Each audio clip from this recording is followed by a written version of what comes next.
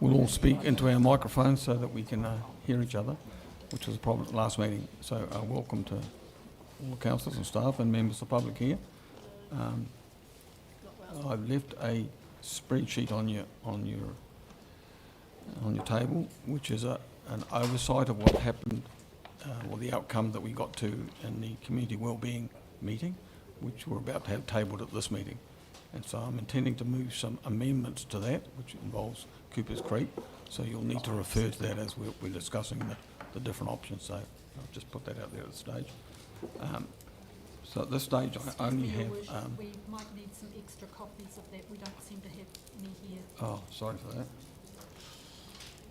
You might need to share. I had 15 copies. Yep. Speak up, Your Worship. You need a bit more volume on that. So at this stage, I don't have anybody zooming in, and I have an apology from Councillor Stewart. And Rangi has indicated that he may be required to leave the meeting at 4:15. We also have Charmy coming in to talk to us in the open session, and she'll be here at 4 o'clock. So if somebody would like to move that we accept the apologies. Move. Alex, sorry, I was too slow. Darren, all those in favour? Aye. Carried. And we also have a major late item, which is an update on the airport terminal naming, which will be in the public excluded session. If somebody would like to move the acceptance of that. I'll move that way. Yeah, thank you. You got those two? Yep. All those in favour? Aye. Carried. Minutes of the council meeting held on the 30th of April, 2024. I'll move, Chair. Sorry. Yep, Tom, thank you. Seconded. Seconded. Any discussion around those minutes? No. All those in favour? Aye. Carried. Minutes of the Infrastructure Committee meeting held on the 7th of May, which comes... I'll move that along with recommendations in it. Yep, see those two there. Thank you. Seconder. Yeah, Peter, thank you. Any discussion, including discussion on the recommendations to council? No? All those in favour? Aye. Carried. Minutes of the Community Wellbeing meeting held on the 14th of May, which comes with one recommendation in relation to Cooper's Creek tenure determination process. Somebody like to recommend that we receive that report before I move? So I can move that we receive the minutes excluding the recommendation to council, if that suits. Seconder. Second that. Thank you, Leslie. All those in favour? Sorry, Trish, yes? I just wanted to ask about the petition, the tree petition. What's the outcome, or where do we go after? What's the next step? Should come back to the July Community Wellbeing Committee. Okay, And that's the process where there's a report underway now. thank you. So just that we receive the report without the recommendation. All those in favour? Aye. Carried. So I'll talk to the recommendation. So there's a lot been going on since we had that meeting. So I've spoken with our Chief Executive, with Rex, who's the group manager involved with it, with Tom, who's been involved with having meetings with the licence holders, and with Darren as the chair of the committee. And I think we haven't got the recommendation quite right, so I will move some amendments, but I just want to fill you in on some a little bit of background. It seems to me that we're unable to get a consensus from the licence holders, so my suggestion will be that Tom and Rex, as they approach the licence holders, do that on an individual basis and put forward some recommendations to them and allow each one of those licence holders to have a voice. Being mindful that that's not a decision-making process, it's just some information gathering to come back to us. I'm also going to recommend that we delete option 5, which is the independent process. I think it is too early in the process to be considering that, and I think it's a no-win situation for both parties. So if we as council appoint somebody independently to review the situations, and we get something that's palatable to us as a council, the other party may very well be upset by that and say that we've bought the advice we want. If it flips the other way, being mindful that the independent advice is exactly that, it is just advice, If we don't run with it, then we'll be accused of having a false excise because we didn't get what we want, we didn't go with it. I'm going to recommend that we delete option 5 out of the recommendation, and I'll word that shortly.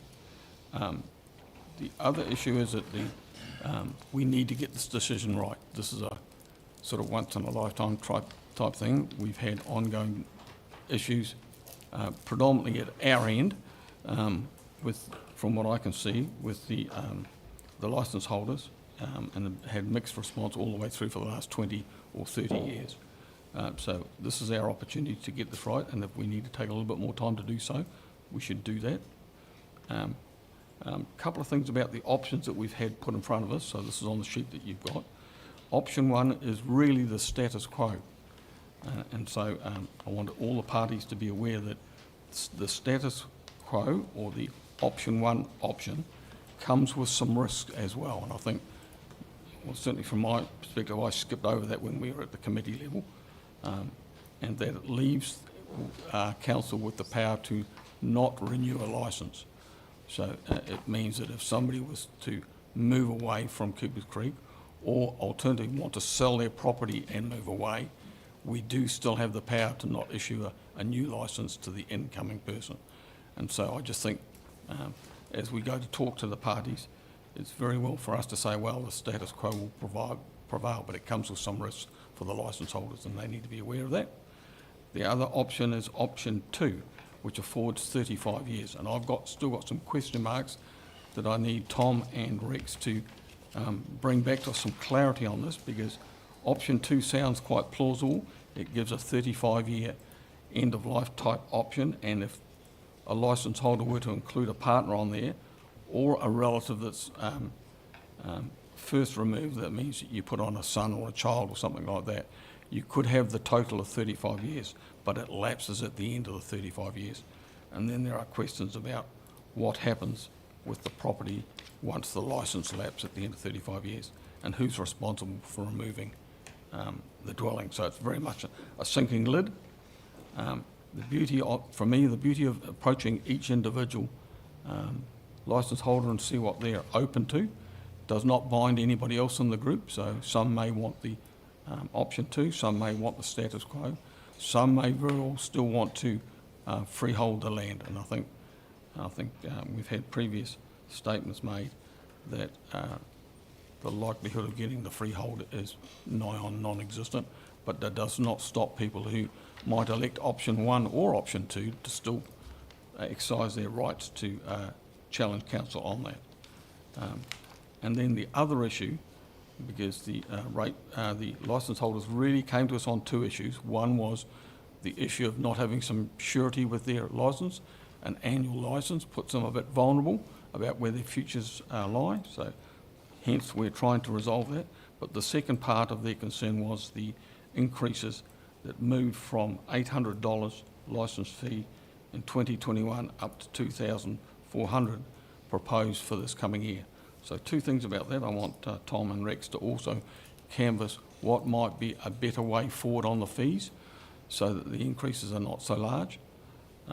I hear from the leaseholdees that we don't get anything for living out there. Well, they get exactly what I get in Otara.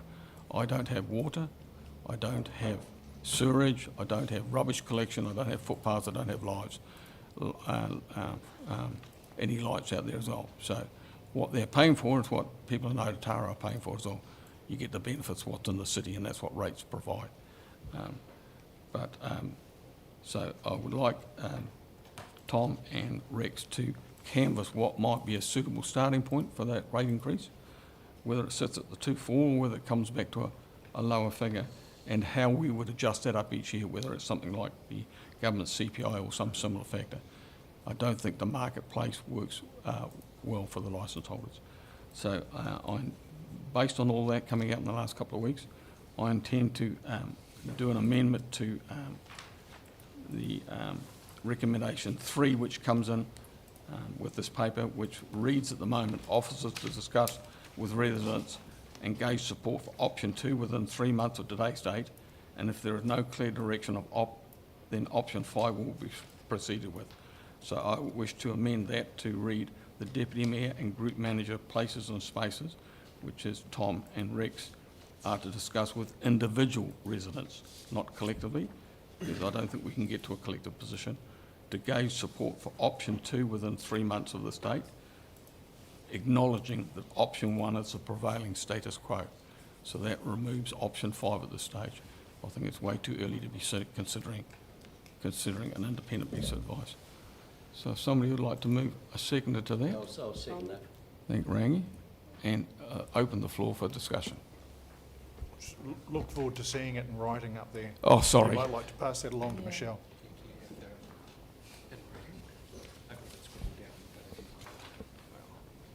Put the 2 of them in there, acknowledging option 1 is a prevailing status quo.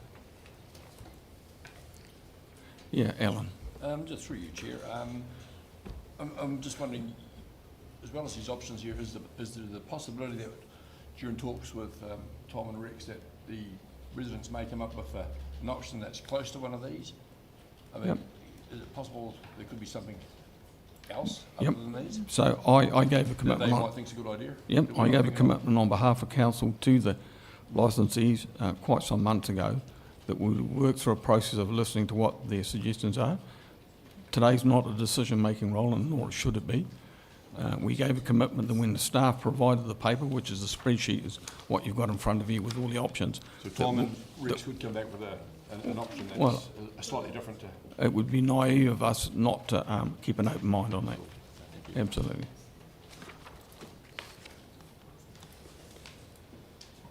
Evelyn. Tēnā koe te koromatua. I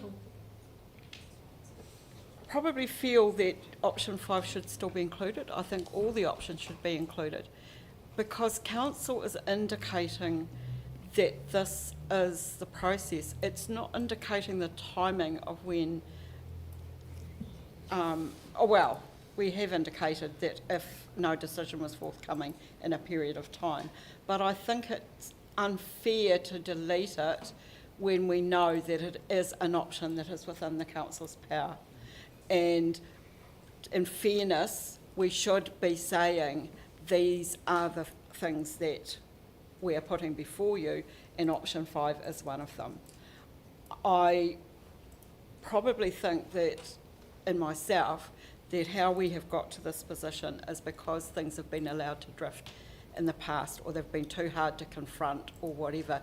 And we've gotten to a point now where addressing the issue is actually quite urgent. So it's not unfair or unreasonable of us to indicate that at the end of this time period, however long we set aside, the actual end result will be that council has the ability to do this. And taking it out means that we actually have to revisit this again at some point and put it back in. But that is just perhaps my opinion, for whatever that is worth. But taking it out at this point, when we've already put it before people, I think it means very little. People know that this is an option that is open to council and that council has at least thought about it. So as a mover, I'll just comment on that.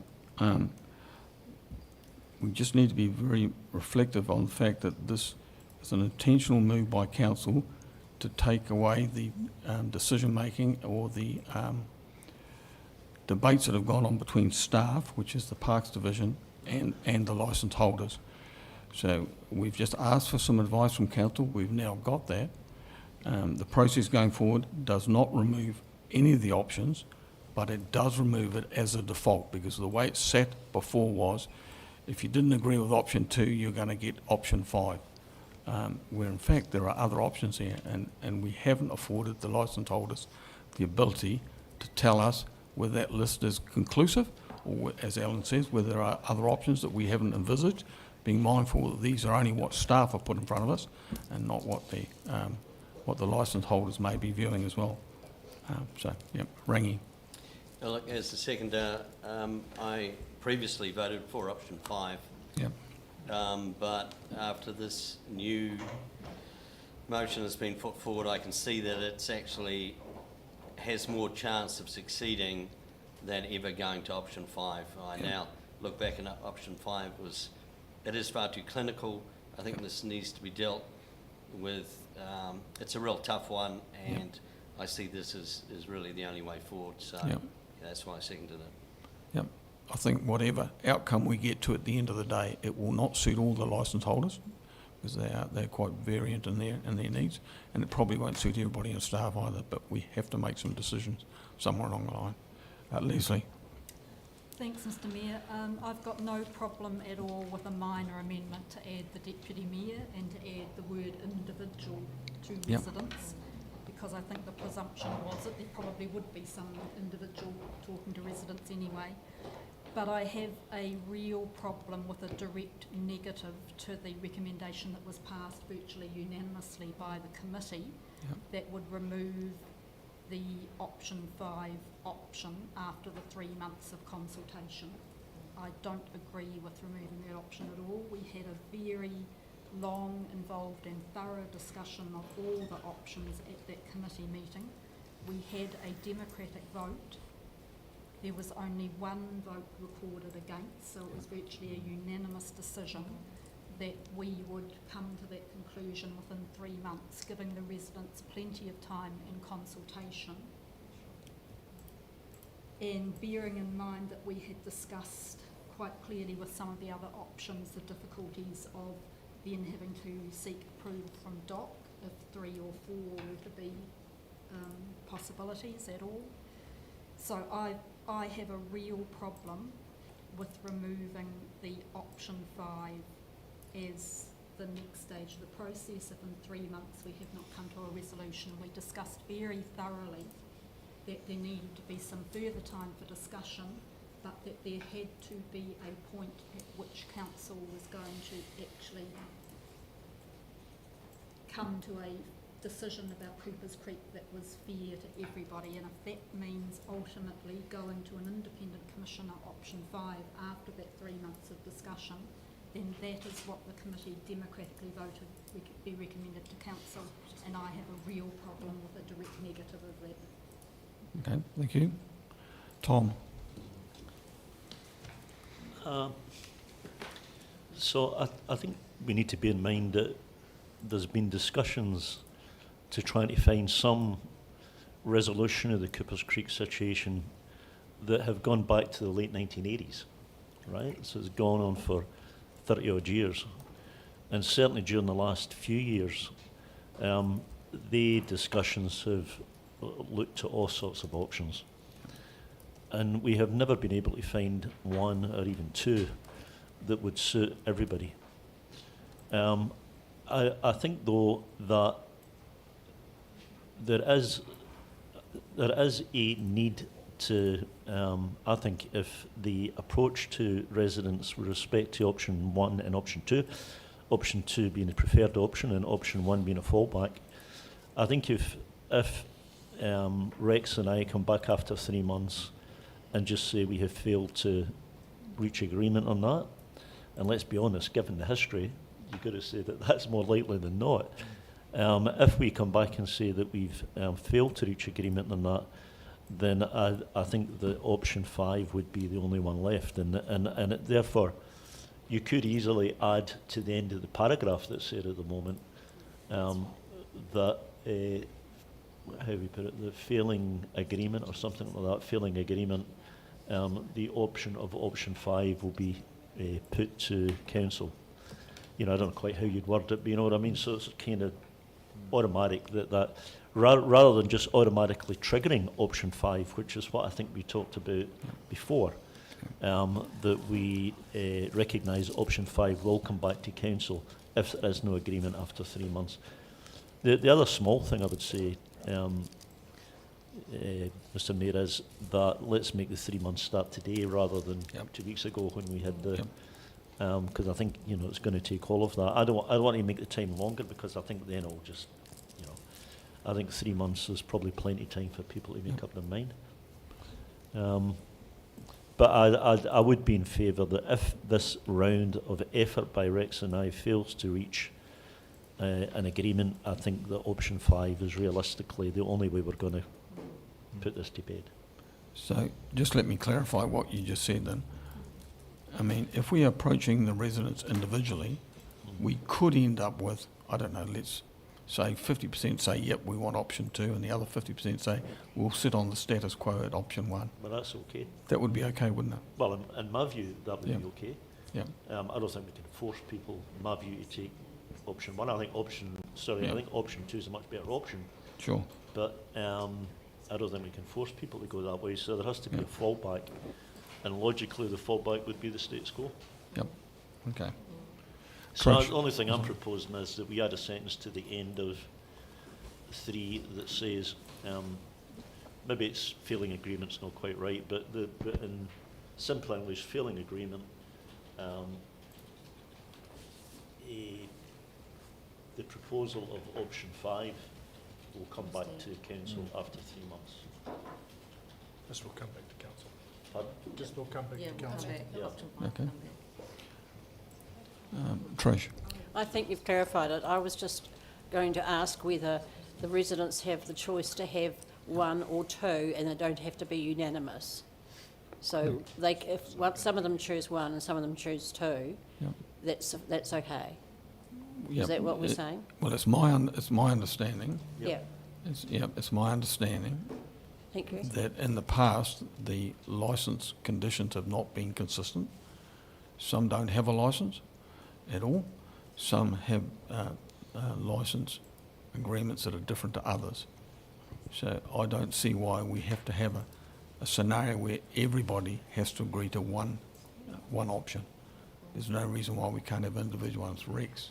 Yeah, that's cool, thanks. Through you, Mayor Clark, what is decided and what is worked through will still then need to be included in the reserve management plan. Sure.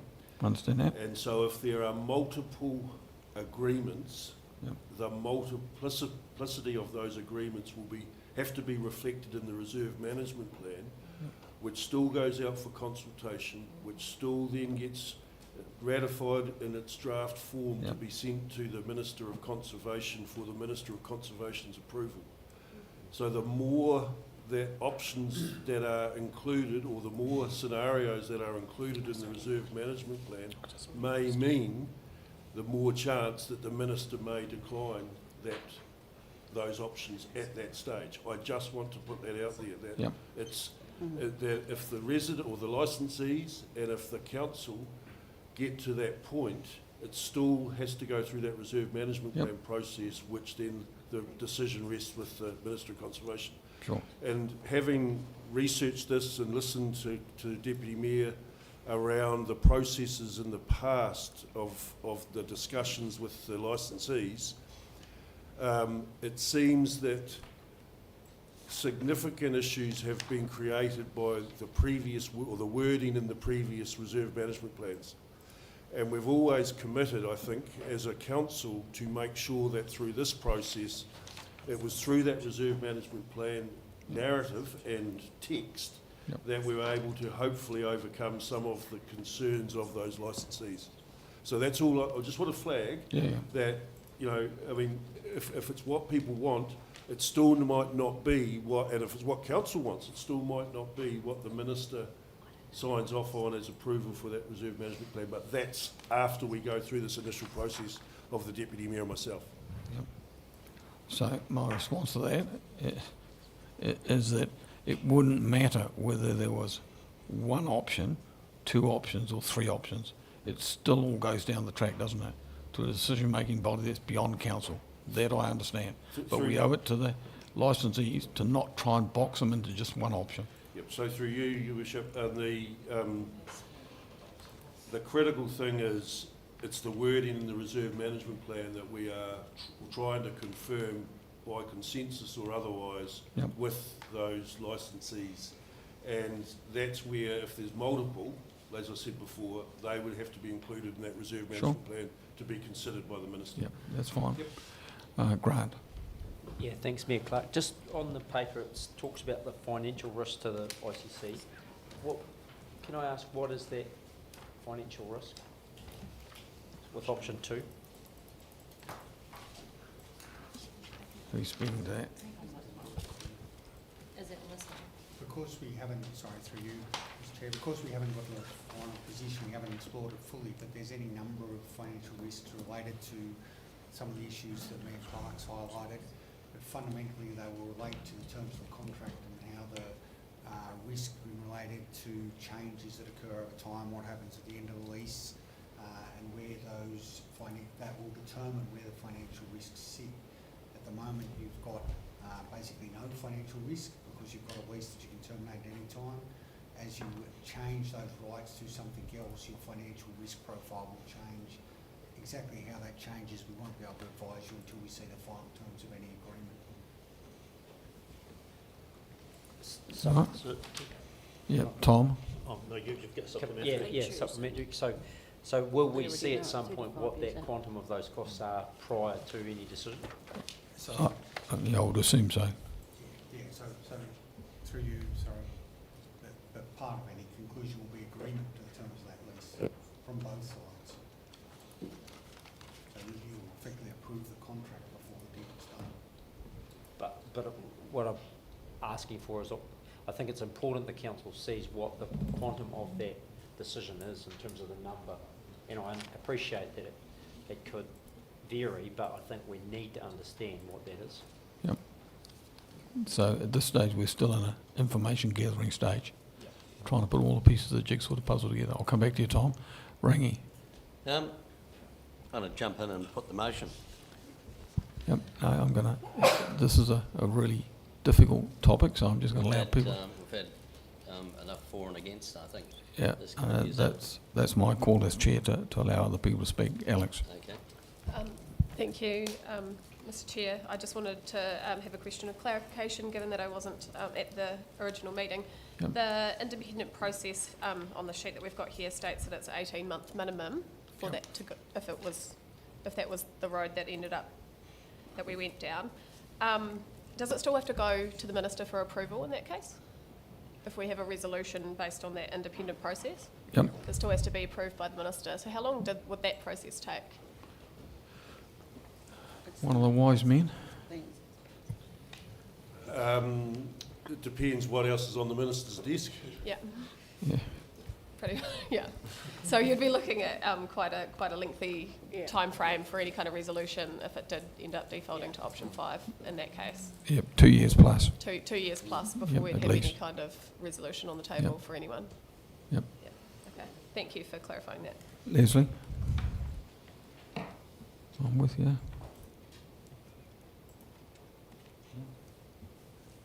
No, Don't think she heard you. she's not with me. Leslie, did you wish to speak again?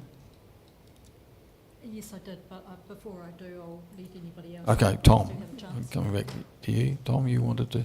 Look, I was just going to say that the financial risk that's included in this, I mean, there may be no financial risk. Yep. The only financial risk is that over such a long time, who knows what might happen.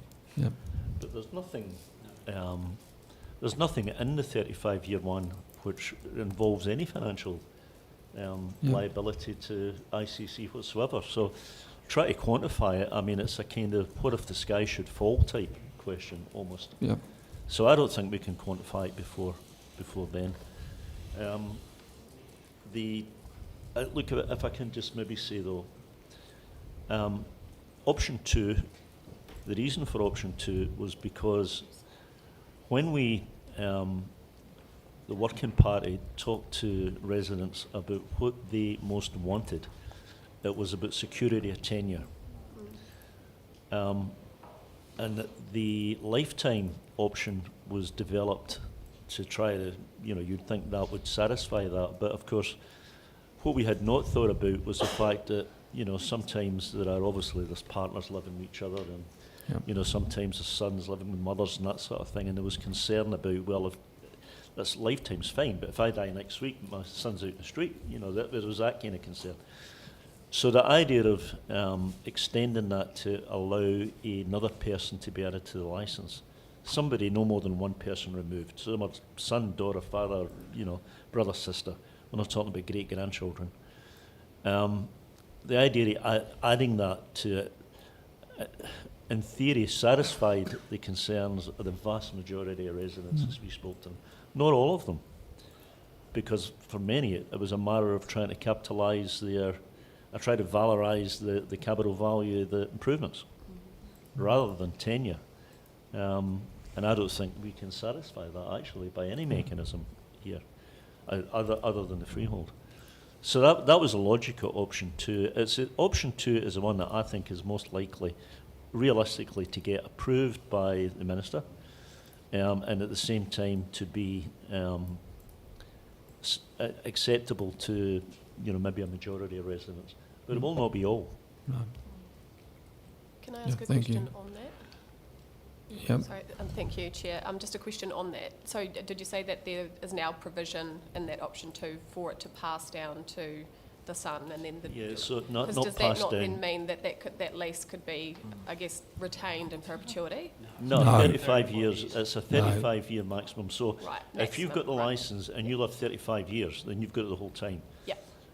If you die and you pass that licence to your brother or sister or son, Yeah. then at the end of 35 years, the Right. licence still lapses. Thank you. So it is an absolute sinking lid. Yeah. Leslie? Thanks. We seem to be sort of repeating some of the talk we had at the original committee meeting, but I had a couple of things. A, I agree with the Deputy Mayor on the financial risk issue in option 2. I just can't see what financial risk you could quantify with option 2 that would make us hesitate about the information we've already got on option 2 as being clearly the best option we can present, as the Deputy Mayor said, for the security of tenure that we were told at almost every feedback was the most pressing issue for most of the Coopers Creek residents. Not all of them, because there always seemed to be a few that had another opinion, but for the majority. So I just can't, I almost think the financial risk heading in option 2 becomes a bit of a red herring. I would be probably able to vote for the motion now, but I would prefer the last sentence to say, failing agreement, the proposal of option 5 will be proceeded with. I just can't see why the will come back to council I agree. is necessary. Yeah, I agree. Are we going to have, if the discussions fail to reach agreement, are we seriously going to have this discussion at the table again when we know that option 5 is the only viable option left? Well, I can't see well, why we would say we'll come back So to let me council. answer that, I guess. I guess the way it's worded at the moment, it's really option 2 or option 5. That's what we're presenting to the licence holders. I think option 1 is still an option for them. If they want to stay on option 1, then that's their choice to do so. That's the status quo, and we'd have to have good grounds to move away from it. But considering what Alan had to say before, what happens if somebody comes up with another suggestion that might be palatable to both sides of the debate, then we should be open to that. It just seems to me the way it's worded at the moment, it's 2 or 5, and if you don't agree with 2, we're going down the track of 5, and I'm not sure 5 is an outcome we actually want at the stage. Whether we would just, considering what we get back in 3 months' time, we might just make a decision. Yeah, can we And it not won't just suit everybody. consolidate that? Sorry? Sorry, Your Worship, but at the end of the day, Yep. we could keep saying for the next 20 or 35 years that we will wait for someone else to put another option on the table. Well, I thought we were in the situation here as council where we had made the decision that this going to and fro and around the traps had to come to a point where council made a decision Yep. that said there are a range of options that have been thoroughly explored. We have had a thorough round of discussion with the Coopers Creek residents. There comes a point when we have to say the time has come to make the decision. Yep. So I can't see the sense of saying there might be the possibility that someone will still in the next 3 months come up with yet another option to be considered, or that we might leave it for another 6 months and the possibility that someone else will come up with another option we haven't considered. Well, We have considered at this point all the viable possible options for resolving this to everybody's satisfaction. If we're going to say that we'll yet again delay it in the hopes that someone will come up with an option, I just think we're doing a disservice to our community. okay, so as a response to that, we gave a commitment about 6 months ago that we would canvass a report from our staff on the range of options. That range of options is only a staff perspective. At this stage, we have not tabled those recommendations to the licence holders at all. They're aware of them because they've been involved in they can see what's going through our meetings. But we gave a commitment at that time that we would come out to them, be it collectively or individually, and talk through the options, which is the next step in the process. To me, it doesn't sit well if we go out and say we've got 5 or 6 options, and if you don't like 2, we're going to go down the track of 5. I think that's closing the door on some other options, and I'd like to hear their voice before we do that. So that's 3 months away, but you're welcome to vote whichever way you want to vote. So we've got a mover and a seconder. Oh, sorry, Darren. Thanks. I just need clarification around the part that's highlighted, because at the moment I'm not sure what it says. Whose agreement failing? Is it failing agreement from council to make a decision? Yep.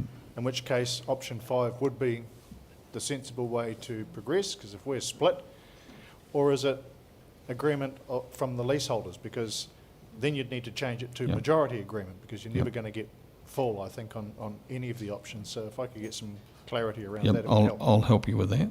So the mover and seconder, which is myself and Rangi, did not have that highlighted area in, so that needs to be removed, and we will vote accordingly. If it fails, then I'll allow the option for other people to add to the failed recommendation.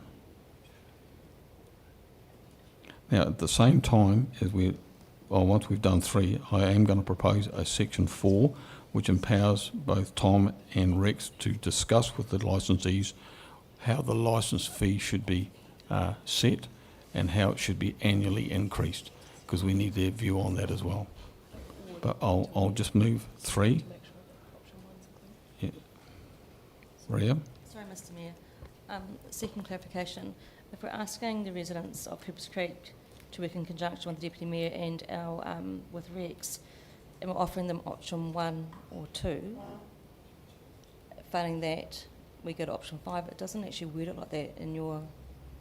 No, in the recommendation that No. I've amended, they're going to discuss with them option 2, acknowledging that option 1 is the status quo. That's what they've got at the moment.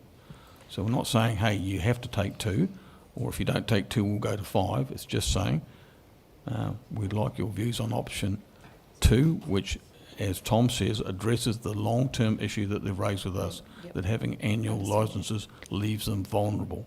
Yep. And if we get some negative feedback on that, then we'll have to rethink where we're at. And I know that probably won't suit Leslie, but, yep. Sorry, Mr Chair. It acknowledges that option 1 is the prevailing status quo, but it doesn't actually stipulate that the retention of option 1 is an option. So can it not? Yeah, so effectively are we saying you can retain your status quo, or you can potentially discuss opting to option 2. Yeah. Well, I think- Failing that and not getting a majority resolution, council will then look at option 5. We don't need to say that, that because at the moment they have a licence with us, which is option 1. If we want to move anybody away from that, we've got to solicit their agreement to move them away. So all the licence holders, well, I think most of them have anyway, have a licence with us at the moment. So that's not going anywhere. All we're saying is if you want more security, we have an option 2. If you don't agree with that, that's fine. Then we're open to suggestions, but we need to move relatively quickly, but not at that much pace that we don't listen to what they have to say. And leaving the door open that if anybody wants to challenge us on freehold, they're welcome to do that. Okay, we've got a mover and a seconder. All those in favour? Aye. Anybody opposed? Opposed? Yeah, Ria and Leslie. Did I miss anybody else? Yeah, recorded. Ria, recorded. Thank you. 2 opposed.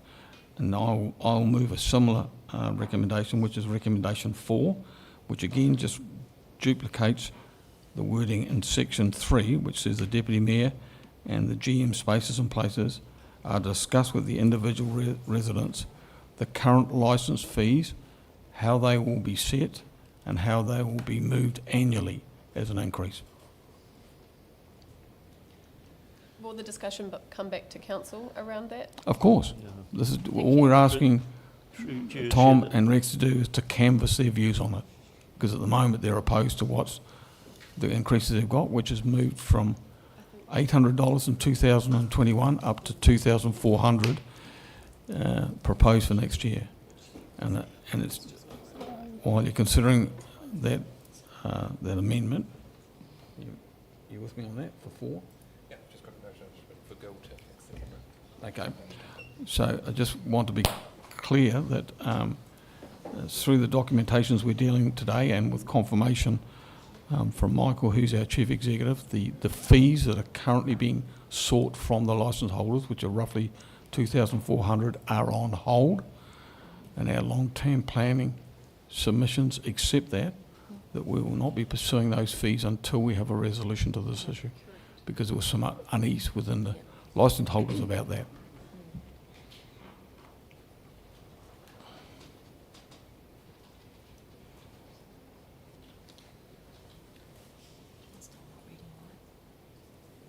And the annual increases.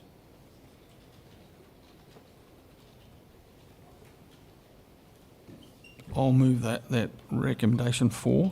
A seconder? Seconded. Seconder Rangi, thank you. Anybody wish to speak to that? Leslie?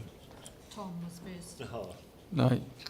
I was rather hoping you would take it, but I mean, I'm just trying to think, Mr. Mayor, about how practically that could work. I mean, what that means is that Rex and I go to individual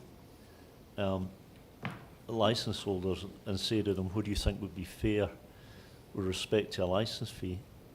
I'm trying to think about what the pathway between that question and presumably the answer is going to be $800, where it was 5 years ago, 3 years ago.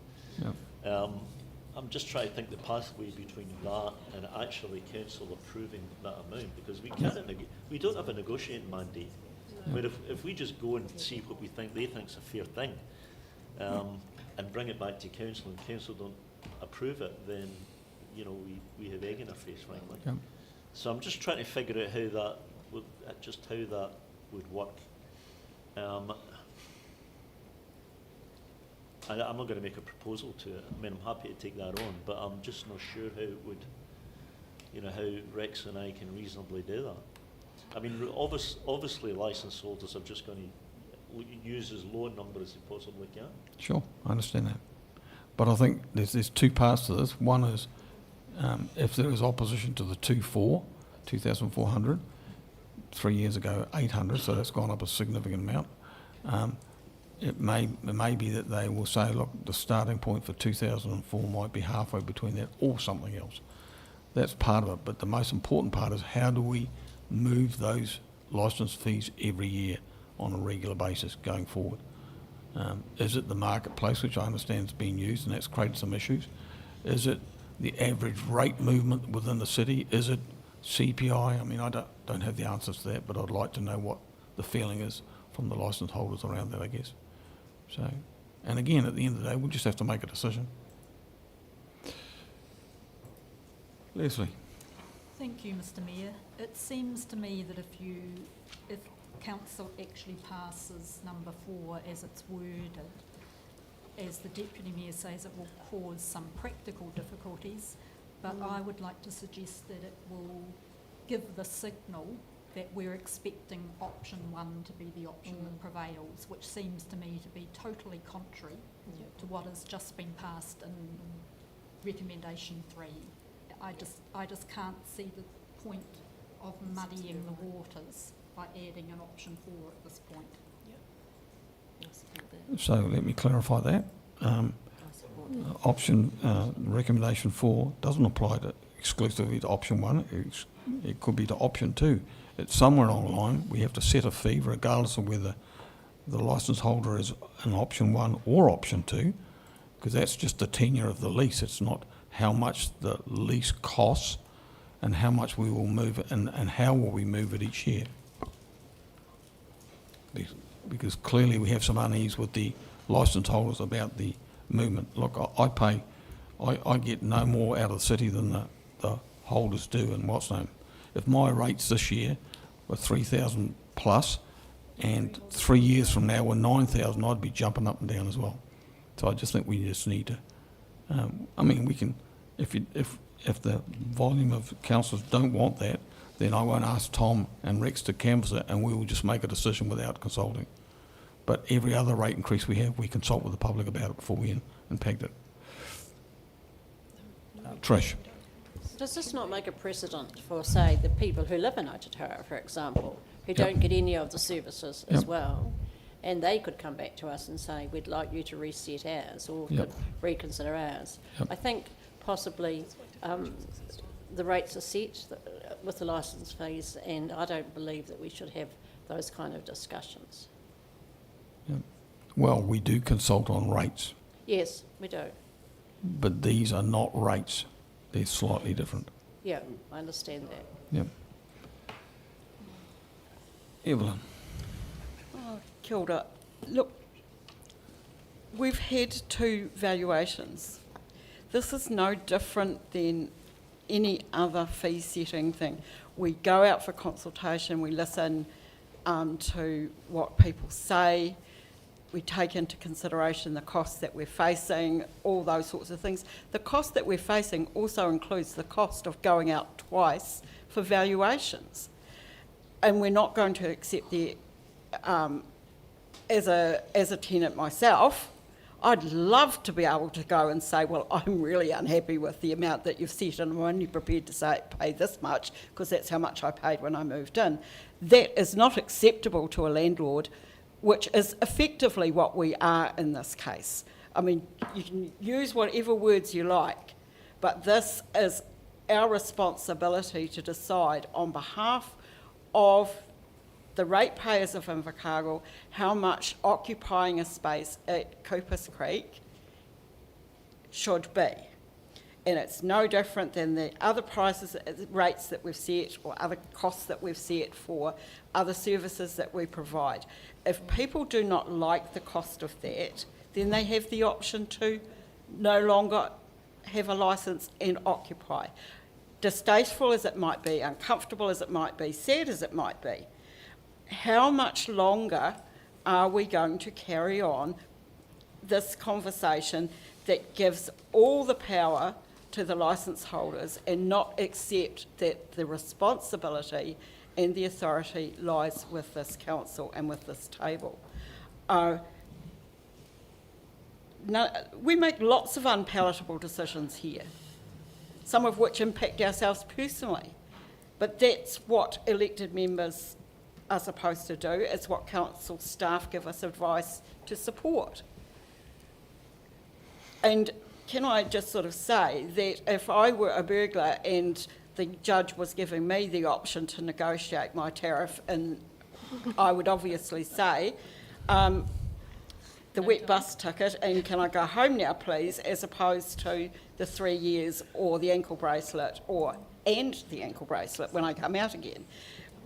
We are abrogating our responsibility, I believe, but we've incurred costs to this point, and it would be unrealistic of any tenant or any licensee not to recognise that council has expended extraordinary amounts of cost on this particular topic over the last 3 years that I have sat at this table. I think that it is time that people actually made a decision, whether it be palatable or not, and said that this is what it's going to be. Taking your point, E Te Koromātua, that the going forward increases should be discussed, how that process is. But we have got valuations to base this current licence fee on, and I think you don't have to accept the top dollar, but you have got a basis for the charges that you are making, and it's time that we accepted the responsibility for that and went on. Yes, thank you for that. So in response to that, in my 5 years in council, and there'll be other people here longer than me, I don't think we've moved any fees or rates up threefold in 3 years. So that needs to be addressed. Darren. I think we need to recognise that these licence fees also include rates. You know, it's not just occupying a site. There is a cost to living in the city.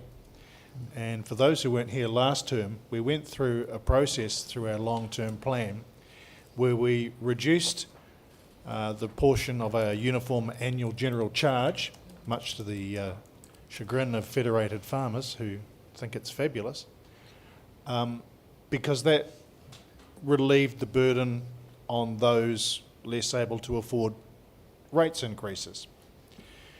In amongst doing that, we had to go out to places like Kennington and Otatara and give them some relatively unpalatable news, and that was these costs are going up. And we had but I don't have a footpath and I don't have street lights. But you do when you come into town. And the example is, I have a footpath and street lights. I wish I didn't have a street light, to be fair, shining in my kitchen window, but it's there.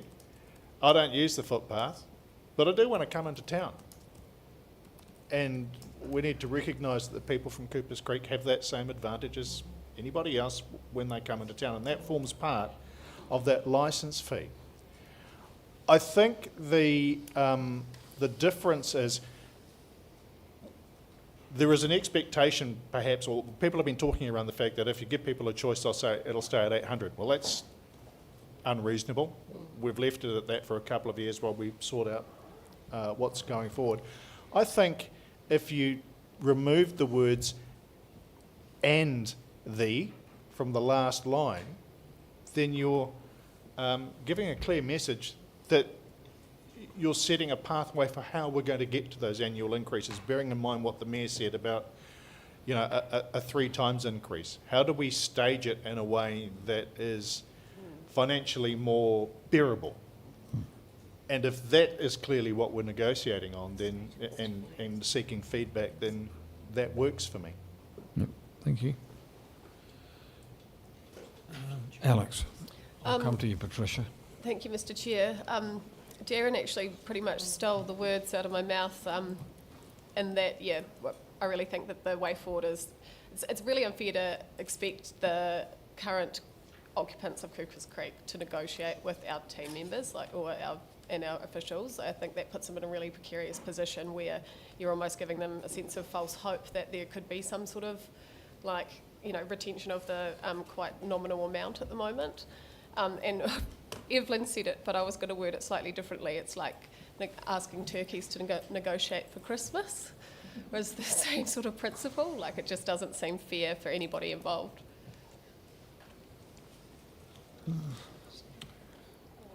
Rangi. Look, four is linked to 3, and you can't, it's got to start somewhere, and the discussions have to happen, so there's a lot of beating around the bush. And this is so complex, and we have to show respect to those residents. Yep. And this is the way of showing respect. And it's going to come back to council, so just get on with it. Yep, thank you. Tom.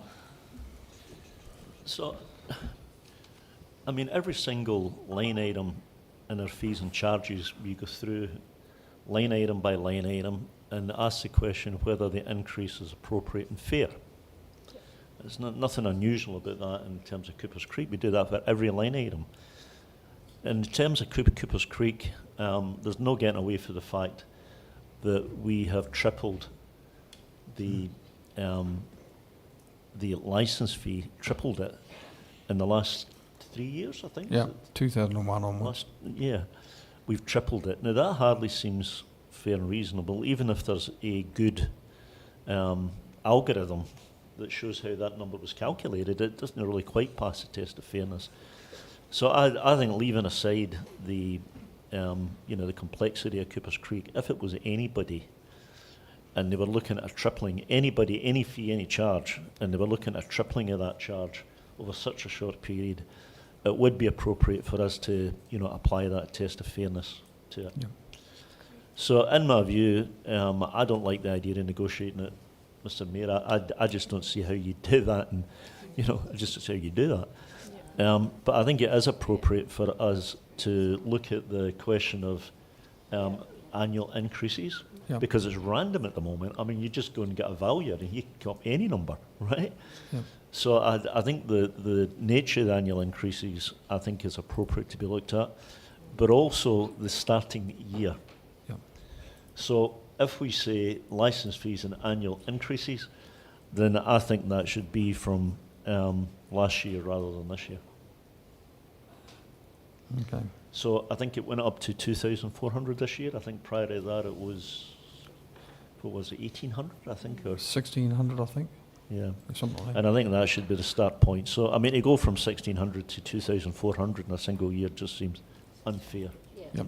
Thank you for that. So I think if we start with the start point of 1,600 and then the negotiation perhaps is about the annual increases and whether they are RPI linked or whether they're rates linked, Yep. which is the two obvious linkages that you would make, Sure. then I think that's an appropriate negotiating. Yep. Thank you. Patricia. Sorry I left you to last, but I thought it was appropriate to do that.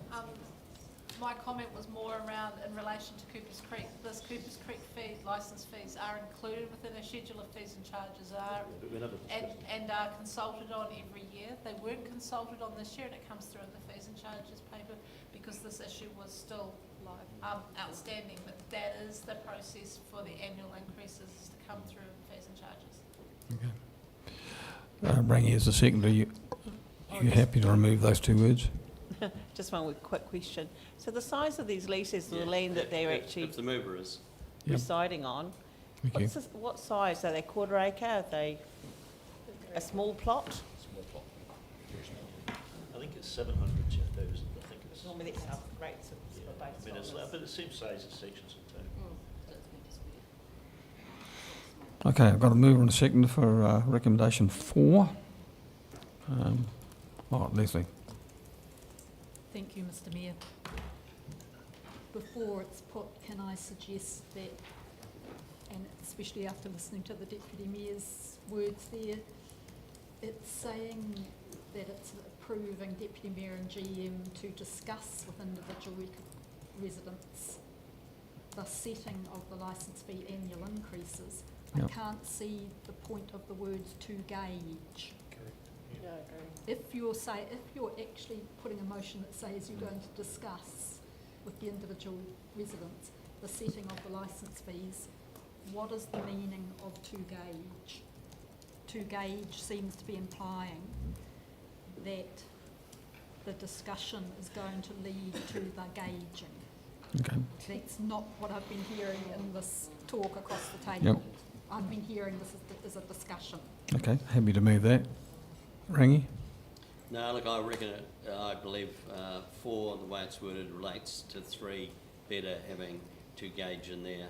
Sorry, I want to keep it. Okay, well, I'll put it, and if it's defeated, then we can look at a rewording. All those in favour as it stands? Aye. Those opposed? Aye. Anybody like it recorded? Yes, please. Yeah. Yeah, Ria and Leslie. It's passed. Thank you. Show of hands, please. Oh, sorry, okay. Chair, what are we voting on exactly? We're voting on 4. As is written. Recommendation 4 there that you see in front of you. Yeah. But is it with to gauge in? Yes, it was, with the gauges moved in because Rangi is a seconded. I'm inclined to agree with Leslie on this one. Yeah, I I think do too. gauge confuses that sentence. If you take out to gauge, it's straightforward. If you put into gauge, then I'm not really quite sure what that means. Well, I'll put the motion again in, because we have a request to show of hands. All those in favour, please raise your hands. So that's defeated. Leslie, do you wish to move to remove the words "to gauge"? I do. You do? I'll Seconder? second Seconder. Thank you, Trish. All those in favour of that motion? Aye. Anybody opposed? Unanimous. Thank you very much. All right. Okay. Right, moving on. I know you're there, Charmy, so we're getting there.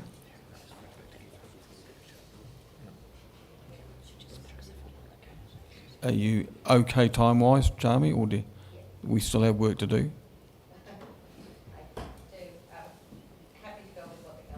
Thank you. We'll just move through as quick as we can. We've got minutes of the extraordinary meeting of council held on the 11th of April. A mover and seconder for that.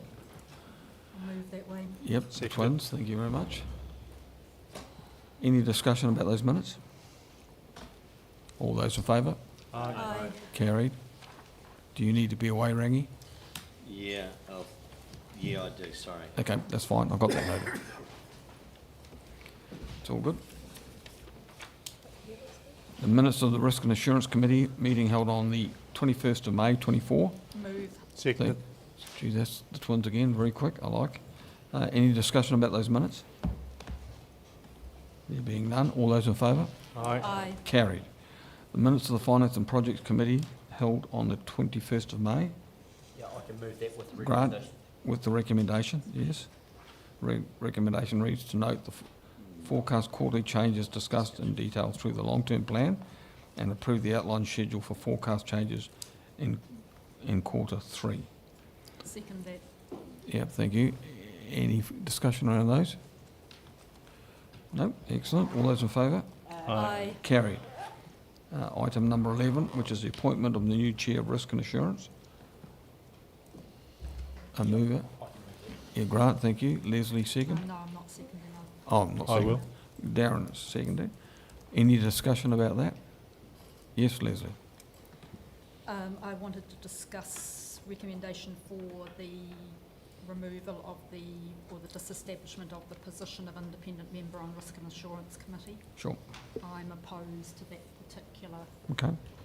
disestablishment. I actually think from experience of many years on Risk and Assurance Committees, not just the council one, that it is very important that there is a second independent member. That I have always been very much in favour of an independent member being chair of Risk and Assurance, but it is also my belief that there needs to be a second independent.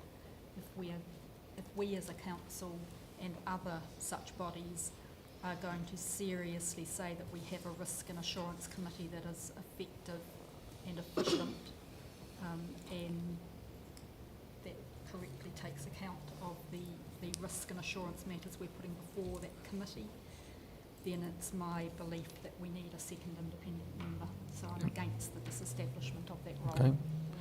Accept that. I am in favour of the other 3 recommendations. Okay. Alex? Thank you, Mr. Chair.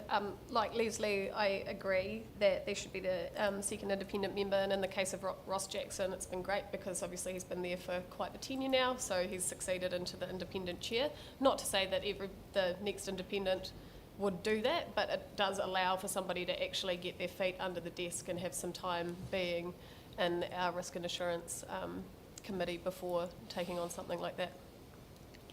Okay. Alan? I totally agree with Leslie and Alex, actually. Yep. Okay, that's fine. Evelyn? Tēnā koe. It will come as no surprise that I also believe in having more than one independent on Risk and Assurance. I think it's, apart from the succession aspect of it, which I also agree with, it's a different set of eyes, a different lens, and an increased insight into our business, but also their outside experience coming to help inform our processes as well. I think we underestimate sometimes the value of those independent voices and independent visions of what risk and assurance and other such committees offer. So I too believe that we should retain that position. Tom? We could strike it. Yeah, look, my view is that we are required to have an independent chair. Personally, I think that's adequate, but I mean, I wonder if it would be helpful, rather than use the word disestablished, to simply say will be left vacant through the course of this year. Sure. I mean, for me, and I know it's not a huge amount of money, but we are, you know, scrimping and saving, try to save money anywhere we can. To be able to save a governance fee may not be a huge amount of money, but it's not insignificant either. So my view would be that we should, through the course of the remainder of the triennium, leave it vacant. So rather than use the word disestablish, we just use the word leave vacant. I'll come back to that, Tom. Yeah, Grant. Yeah, thanks, Chair. As the mover, I'm supportive of that too. I think leaving it vacant gives us the opportunity to, you know, continue to review and monitor, and if we need to bring someone into that committee for whatever reason we can, as opposed to disestablishing it. So, I don't think we need to fill it at the moment. I think we'll get replacing a competent chair with another person who's competent. So, for the remainder of the triennium, I think if we can move through and save some money, I think that's a prudent thing to do, and leaving it vacant enables us to pull someone in if we feel we need to. Ria. Thank you, Mr. Chair. Like others that have discussed it before, I don't agree with the disestablishment. I'm a bit worried about the fact that we're sitting on a risk and insurance committee and we're discussing to not fill that position and waiting until the next triennium, which was going to put us, or that committee, on the back foot from the start. I think it's important that we understand that the risk to us could be not doing what's being suggested and not filling that position. So I don't support option 4. Okay. Any further discussion? So I'll give a viewpoint on this, and I've heard some areas that support the view. I was of the view that, 1, it saves us money. 2, we previously had no independents on this committee. When Chair Rangi was chair, we had just elected members and elected members only. So we've moved to 2. I think leaving it open to 1 is fine, but I will take some legal advice, because at the end of the day, it's my call as the mayor to appoint people. So I will come back to you on that. Just a quick point of clarification, Mayor Sure. Clark. The first version of that committee, as it was audited at that stage, did have an independent. Okay, thank you. That was under Graham Lewis as chair. Yep. Okay. I've got a mover, which is Grant, a seconder. I had seconded it with to get things underway. I'm happy Yep. with the change in wording. Yep. So I'll put the first 3 recommendations collectively together, and then we'll have a separate vote on 4. So all those in favour of 1, 2 and 3? Aye. Anybody opposed? Carried. Section 4 I'll put independently. So we've got a mover and a seconder as well. All those in favour? Aye. Opposed? Aye. I'll do a show of hands, because just to clarify who's opposed. So I've got Leslie, Ria. That's it. So it's carried. Yeah, thank you. And both recorded. Okay. Moving on to the adoption of the 2004-2005 fees and charges schedule. She gallops to the fore. Welcome, Patricia.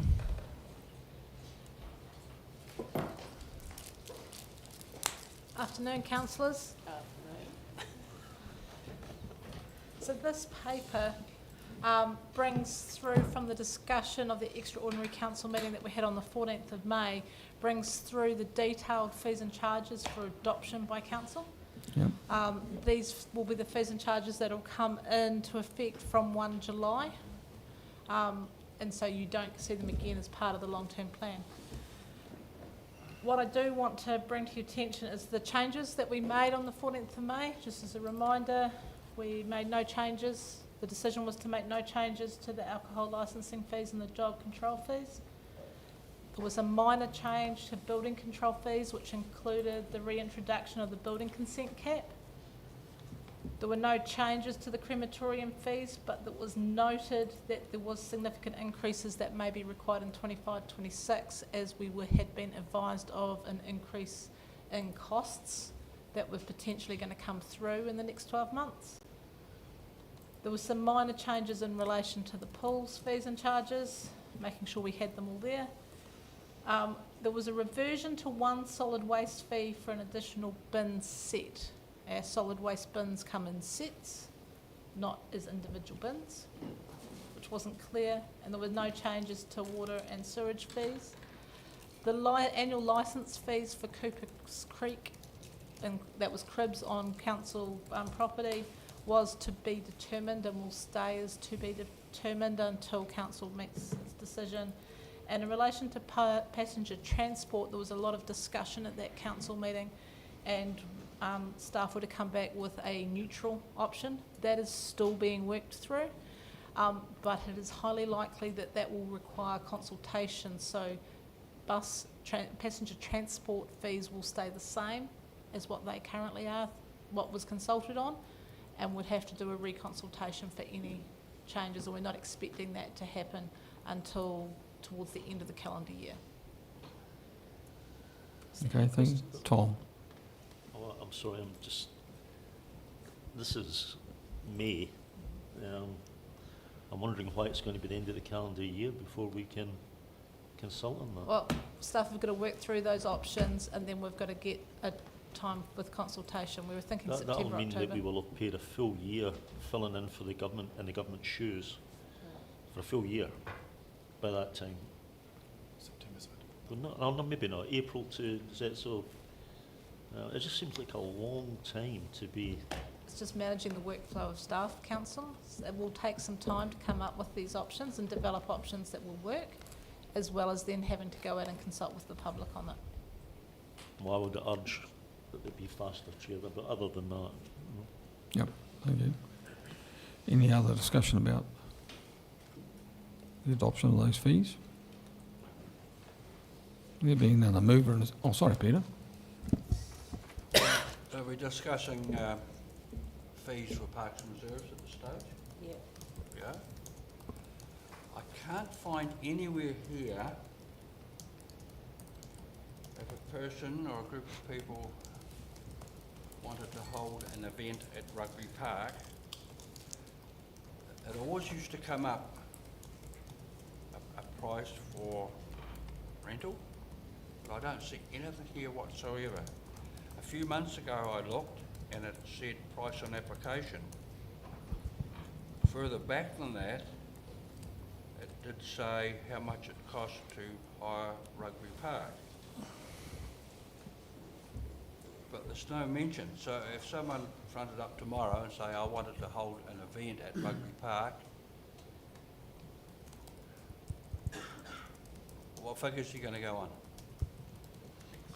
I'm just working my way. Through you, Yep, thank you. Mayor Clerk, it comes under venues and event services, and on the bottom of page 29, or page 99, I think it is in board books, Rugby Park venue hire price by negotiation. So on the bottom of page 29 on the fees and charges schedule. Yeah. I just can't find here, I'm sorry, just by negotiation.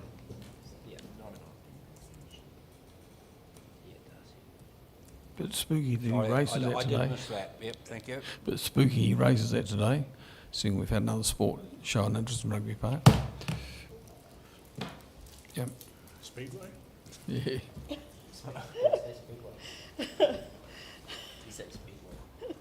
Everyone.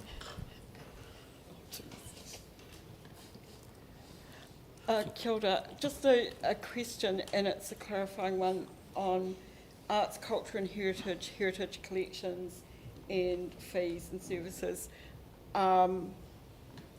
We're talking about services provided in heritage collections managed by council. And I know this is splitting a hair, but the staff who manage the collection are employed by council. The collections are not, unless they are the kumagaya and such artefacts, not normally the council's collections. So am I able to clarify what we are talking about people being charged for? I'm going to pass that one on to Rex for that answer while I try and find it. Are we talking page 59? We are talking page 59. So as I understand it, and Michael, you might be able to help me here too, Morris, the fees will be the fees from the city council, and the management agreement that is in current negotiation with the trust will deal with any of those other matters that you've raised. That is correct. It's, at the moment, this is the collection that the city manages. The trust, the collection managed by Tukupeka Te Ake Tāka is not included in this because it's an independent entity and council cannot set its fees, but as Mr Capel has said, it's part of the negotiations under the management contract on how that will work. Thank you. I look forward to clarification further down the line. Leslie. Thank you, Mr Mayor. On page 70, I'm presuming the reference to a report being presented to Community Wellbeing on the 11th of June in regard to discussion of Cooper's Creek fees will not now happen.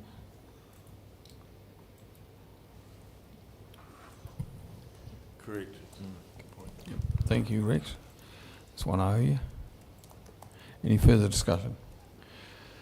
No? Do we have a mover and a seconder? I'll move. Can I clarify something? Sure. Are we talking just about the fees and charges, or have we now moved on to the governance statement? No, we're still on Right, fees thank and you. charges. Just think Councillor Soper may have been referring to the Yep. governance statement. A seconder? No, page 70 is board books. I'll second that. All those in favour? Aye. Carried. So now we are moving on to the amendment to the government statement, 2022, 2025. A mover and a seconder? Well, haven't we already decided to vary number 3? Yes, number 3 would need amended. And in light of the resolution adopted earlier, then number 3 will be amended as a consequential to that. And there is just one additional change, Mr Mayor, that I would like to make. Sure. It has been pointed out quite correctly by Councillor Boyle that both herself and Councillor Bond have received their accreditation to be on the hearings panel. So we'll be deleting the required accreditation from their names from the hearings panel because they are accredited. Okay, very good. Thank you. Any further discussion around the amendment to the government statement? Anyone? Yes, during the discussion of membership and all those sorts of things, I noticed that at the top, in the top portion, we do not appear, Ms Coote and I do not appear as appointed members when we have the discussion about Māori wards. We do appear in committees, we do appear much later down the document, but we do not appear at the top where, in the top portion where council talks about how we are constructed and the makeup of that current council. So I'm not quite sure whether that might raise questions in people's minds about where we are in terms of this document as a whole. Yep, thank you, Mr Mayor. It is a clarification that we can make and bring back to council to set out the correct current structure of council. Thank you. Any, Grant? Yeah, thanks, Mayor Clark.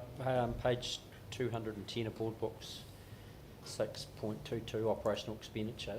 Just the conversation we had, I can't recall which committee, hiring of consultants and noting the sort of unlimited approval. And- Councillor, I think you're on the next topic, which is the delegations register. We're still doing the governance statement. Am I? Okay, sorry. Apologies. Any further discussion? No? All right. A mover and a seconder? We've got a mover and a seconder. Darren? Looking to Liz. Trish, thank you. All those in favour? Aye. Anybody opposed? Carried. Amendments to the delegation register, council and finance. So very quickly, this is just taking the opportunity to, since we were amending the governance statement, to update, to make some changes to the delegations register.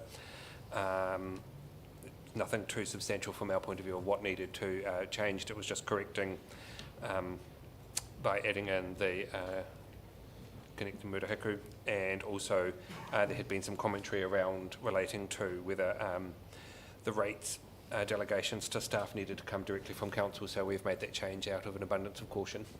And Mayor Clark, I believe Councillor Dermody had a question. Yep, he does. Yeah, thanks.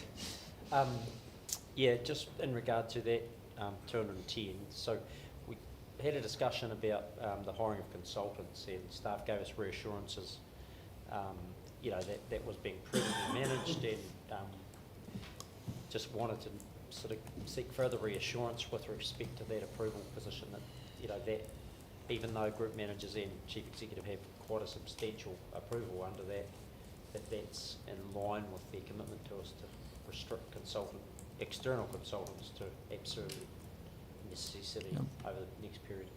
Yep. And just to reinforce that, I've been asking for 4 years at least to get some breakdown of this, and we still don't have it. And I'm personally uneasy with the unlimited with an annual budget, because I don't see an annual budget that talks about consultants. It just talks about personnel. So, yep. Darren. So I think it's worth being cognizant of the fact that the only person who has been assigned the term unlimited, and it is within annual budgets, is the chief executive, who I think is the only person we employ we have to have a little faith in, and bear in mind that they are operating to annual KPIs that we set. So with that in mind, I'm actually quite comfortable with it. Any further discussion? No? A mover and a seconder then? For the delegations? Yeah. Thank you, Darren. Grant? All those in favour? Aye. Carried. And the last one on the agenda before we get to Shami is the sister city situation in China. Yes. Who's going to talk to that? Yeah. Thank you, Yeah. Mr Mayor. Yeah. That is my report. It has covered the position from a council undertaking. I've had a discussion with Councillor Pottinger earlier, and I know he's had wanted to ask about the memorandum of understanding that was signed between a number of agencies, including Great South, because Charmy's here, with Sue Chen in 2017. I haven't included that aspect. This is looking simply from a council aspect rather than the wider impacts on the region from that memorandum of understanding. If the council does want to do something further on that memorandum, then we would present a further report specifically relating to that, and we'll do that in partnership with Great South and the Chamber. In the meantime, this, looking from our point of view, is simply whether council wishes to revitalise that relationship with Sue Chen in some way, or whether you'll preserve the position to the new traineum, being mindful of the potential costs. And with that, I'm happy to answer any questions. Well, I'll just give my personal reflection on it. I think option 3 is the way we should go. One that doesn't commit us to extra funds. $2,500–3,000 per person is not a huge amount of money in the overall scheme of things. But I would communicate with them our desire to keep that going, and maybe towards the end of the traineum, invite them here. He puts his hand over the microphone so that they wear the initial cost. Any discussion on that, Tom? Am I right in thinking, Michael, that it's their turn to come? We paid them a visit last So it's their turn, if I can Yes. put it like that. So the visiting option would go as both ways, so it's a reciprocal, but yes, you are correct, we were, Claire Hadley and I believe Councillor Soper were asked to visit to receive a Friendship Award. Yeah. I mean, it seems to me that is actually strategically quite an important sister city arrangement. Let's suppose we were to issue an invitation for them to come in 2025. That might mean then that if it was every 3 or 4 years, it might be 2028 or something like that before we were going back there. So I would be inclined to say that since we don't want to just forget about it, so we're talking about it now. It would seem to me it would be an option for us to write to them and extend an invitation to come in 2025, given that it's been many years since they've been here, I think, isn't it? A decade or something since they've been here. That's not going to incur a lot of cost for us. And it would be another few years before we would have to go over there again. Otherwise, the risk is it just dies by fading away. Any further discussion on that? Leslie?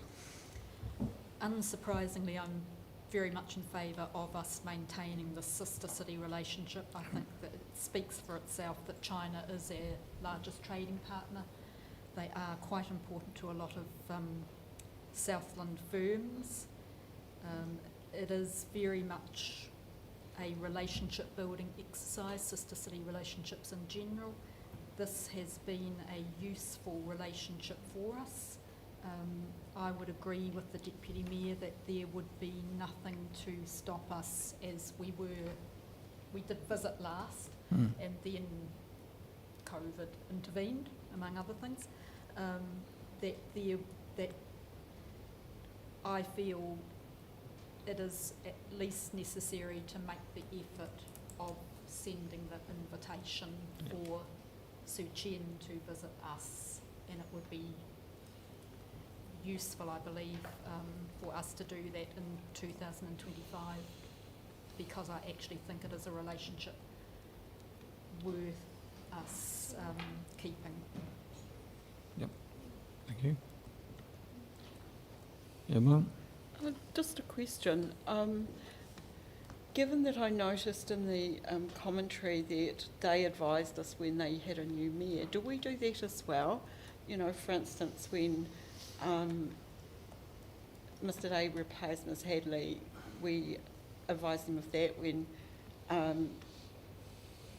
Mayor Clark replaced Sir Tim, we told them about that. Because I think that I hadn't considered that part of the relationship. So it's actually keeping people current with how the city is. Have we sent them, views of city streets and all those sorts of things? Because isn't that how, in a family, you would keep one another apprised of changes? And that's a relatively low impact way also of keeping things going. But I agree with what Councillor Soper said. It's not... the reasons that time have elapsed apply to both sides. Extend the invitation and then see how we go from there. So to answer your question, yes, we do advise them. We advised, I think Mayor Clark sent greetings when he was elected to Sue Chen, and we also sent a congratulatory message from Mayor Clark when Sue Chen had their new mayor. Thank you. So, any further discussion? Leslie, would you like to move that we invite them here in 2000? Oh, sorry, Alan. Is that Yes. Oh, yeah. Seconding or nominating? Yep, thank you. 2025, Leslie? Yes. Yep, Alan seconded. Any further discussion on that? All those in favour? Aye. Carried. Welcome, Jamie. Sorry for the lateness. Good evening, councillors, and thank you so much for this opportunity, and no problem about the lateness. That was a wonderful discussion, and if I may just add to the Sue Chen and any sister city relationship from SIT's days, I know that we had good exposure for Invercargill and support for SIT when we were able to devise a scholarship. and just cemented our relationships with them. So aside from that, sorry about that, I deviate. Again, thank you so much for having me today, and I am here to present a really sort of high-level overview of what we have been doing over the last few months. This is my Q3 update to the Council against our statement of intent, KPIs and measurements for the 2023-24 year. We're almost a month away from the end of the year, and a significant piece of work has been completed. I do have a presentation. I'm not sure if that's up there, Michelle. Technical difficulties, we're working through it. You just had it up there. Yeah, It was on the screen. yeah, our screen down here for the top table wasn't working, so we tried to work out whether we could move it, and it turns out we can't. Oh, We'll just have to look at the side screens. okay. So you can tell us about Boys High's recent trip while we're waiting. Okay. On a sister city relationship, again, Boys High had a really good trip to Japan. Thank you. And I've just received the report. So as the co-chair of Boys High, the international program is just being ramped up again post-COVID, and 2 of the boys had actually received, my understanding is that they'd actually received scholarships from the Wild Knights, which is a significant achievement for 2 high school kids from Invercargill. And although we didn't come away with the championship from the Sanex Cup, we were 4th.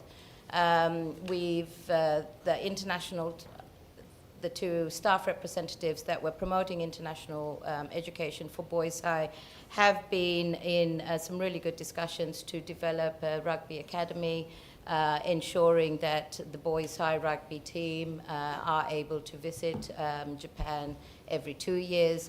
The recent trip was entirely covered, the costs were covered entirely through fundraising, so it was a significant achievement for the boys, but the exposure and the opportunity, the confidence that has been raised with those young men has been phenomenal, and they're going to be our future. So again, the sister city relationships that we have with different cities in the world is really crucial for our youth and for our future. So thank you again for having that connection. Yeah. Right, Great South, here I am again.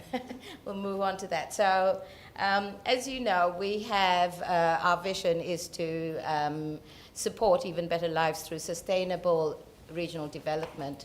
And the 23-24 financial year, we've identified those 4 priorities that I've spoken to you about before. Regional development leadership, regional promotion, business support and diversification, and Net Zero Southland. I'm conscious that I've only got half an hour, and those of you who know me, and I think you know me pretty well now, I don't tend to stop talking, so I shall make this very, very brief. What I did want to speak to you about was actually the new developments under regional development leadership in particular. They're some of the initiatives that we were supported with funding through MB, through the Just Transition Beyond 2025 implementation phase. One of the most exciting items that we've been able to manage is around the data and developing a Murihiku Southland unified data system. We went through requests for proposals through GETS, and we received a significant number of applications, over 100 inquiries, 19 completed RFPs, and we were able to award the contract to a company called DataSing. Throughout this process, there has been a lot of consultation with councils as we understand and what we want to develop. This platform is for our region and for us to have a single source of data that will enable all councils, public, private enterprises, in some cases maybe through a sort of paid membership or a paid subscription fee, to be able to access this information. So a lot of detail has gone through this. The technical advisory group has supported us in developing a first phase of a platform that we know will expand. So we've called it DISH. Really wasn't very creative on the day that we gave that name, obviously, but it does stand for Data Insights Southland Hub. With the platform, we will have a website where we will have the data dashboards, and the current ones that are being developed are around regional economic and demographic data, tourism data, housing, and climate change information. So this is just a preview of what DISH will look like. I mean, there will be some changes, but as you progress through the top bars, you can get into any of those sort of areas, and it'll give you a snapshot of where we are. So what we hope to achieve with this is that we'll have real sort of up-to-date data that is available for decision-making purposes. The next area that we have been focusing on is housing, and again, a real key core focus for all of our councils across the region. And from a regional perspective, we have come to an agreement to deliver 5 outcomes. So number 1 of that is the Regional Housing Action Plan. We are looking to provide a housing supply program. Sorry, I can't read the rest. Housing data and insights, which will be showcased on DISH. Advocacy and support through to local government, to your various councils and the various projects that you have, and looking at a regional housing website. So we've invited the Beyond 2025 Housing Advisory Group and council members from this council to were part of that trip that went up to Queenstown Lakes, looking at the Queenstown Lakes Community Housing Trust, and I understand it was a very informative day. We also, as part of the work that we did, presented to the Kāinga Review Panel, and there's a preliminary report that has just come out through that as well. Kāinga support, the Kāinga has indicated that they want to support us to develop the regional housing plan and want to do that in partnership with us. In addition to that, we also did a stock take of our commercial accommodation snapshot and identified and looked at our accommodation properties across our region, including with Invercargill. And I'm happy to have this presentation, of course, distributed, but if this particular paper is also needed, I can have that sent across as well. Shami, may I ask, does that include Airbnb? It does. Thank you. It does. It's very small. Sorry. Again, I'm not sure why I have it so small on my paper. Next up was really the regional opportunities. And the councils would have heard me speaking about this or would have had an indication of where we were going with this. So in order for us to position ourselves as a region with central government and aligning ourselves with central government priorities, we've identified 7 opportunities. I've only got pictures of 5 up here, but aquaculture, tourism, agriculture as the main sort of diversification or economic drivers. And to support that, those industries, we're looking at energy, roading and transport. What are the other 2? Aquaculture, tourism, agriculture, energy, roading and transport. My sincere apologies, I cannot remember the other 2. I'm going to have to come back to that, sorry. Oh, sorry, no, it's on the other page, sorry. Water, there will be a paper developed for space operations as well. So we've just pulled all of this information together in a regional map to outline where those opportunities lie across our Murihiku Southland.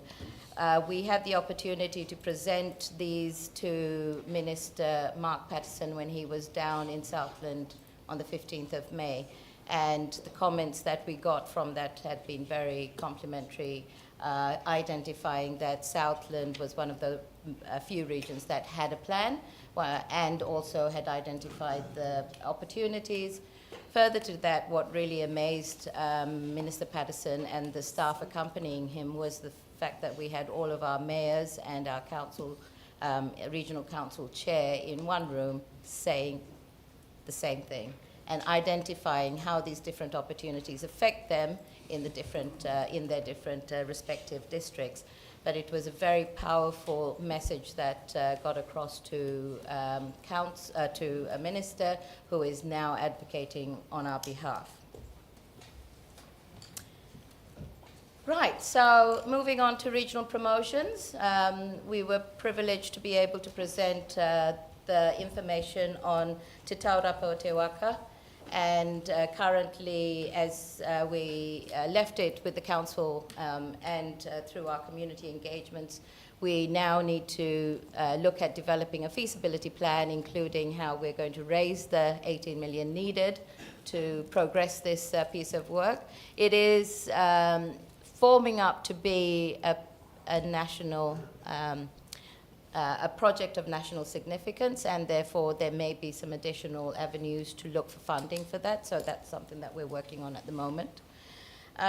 We are extremely grateful to the council for reviewing and confirming the city centre coordinator work.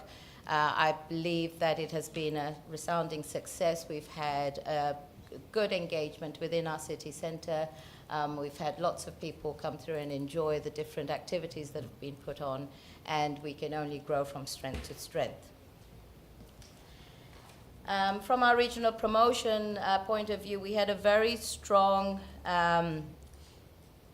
campaign with Air New Zealand, which saw a 75% increase in passenger sales over the 4 weeks that the campaign was run.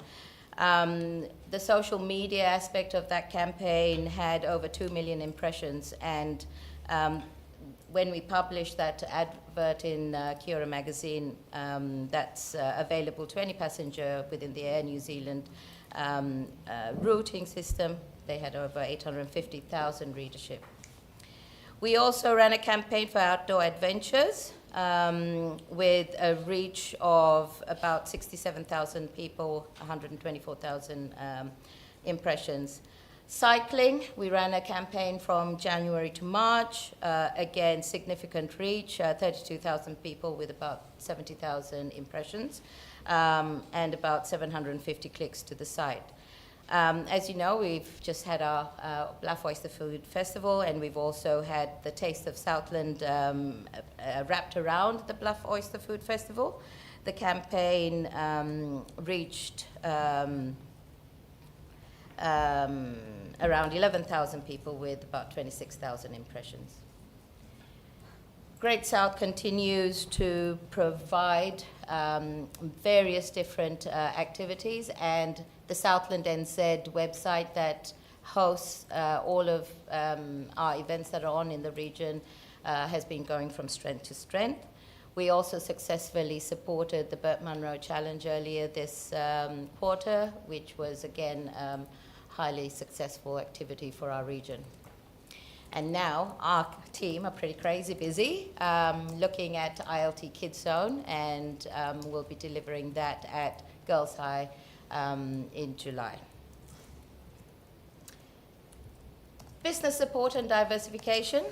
In this area, that's the Regional Business Partnership Program, Southland Youth Futures. I know it's not applicable to Invercargill City, but we also do work for Mayor's Task Force for Jobs through SDC and a short-term contract with Gore District Council.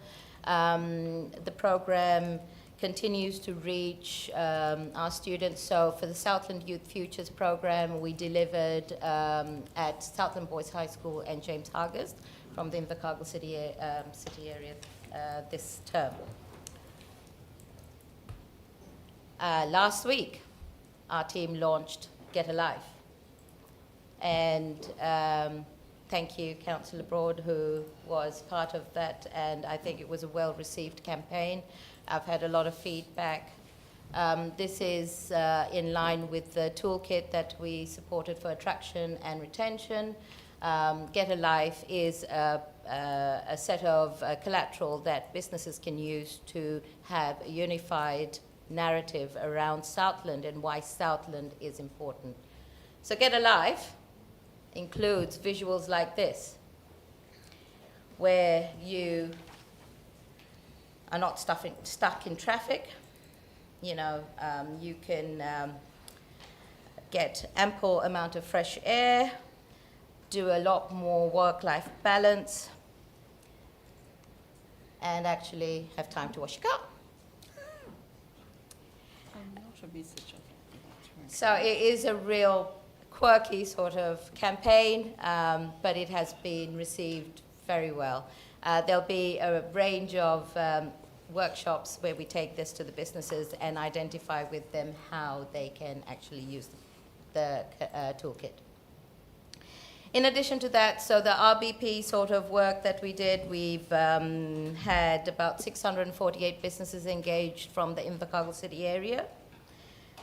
We've also established a new business update newsletter that goes out bi-monthly, and it's called Beyond Great.